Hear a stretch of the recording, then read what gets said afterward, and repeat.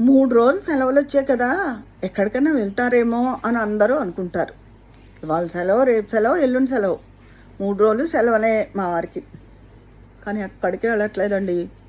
ఎందుకంటారా? మా నాన్నగారికి ఏమో సరిగ్గా లేదు ఒంట్లో. తలుపు వేసి వెళ్ళి ఆ గంట సేపు కూడా బయటికి వెళ్ళే ఇది లేదు.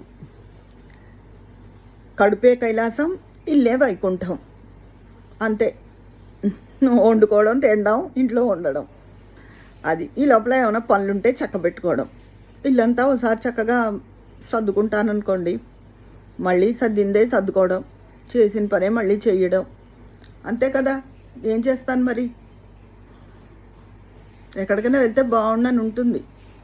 అవకాశం లేనప్పుడు ఏం చేస్తాం? నో ఎంజాయ్మెంట్ అండి. చాలా విసుగ్గా ఉంది. ఈ గోడలే చూస్తూ, ఈ పనే చేస్తూ, అస్తమానం 24 గంటలు ఇదే పని అని. కానీ అందులోనే ఆనందాన్ని వెతుక్కుంటున్నాను. ఏం చేస్తాను మరి? అంతే కదా, తప్పనప్పుడు.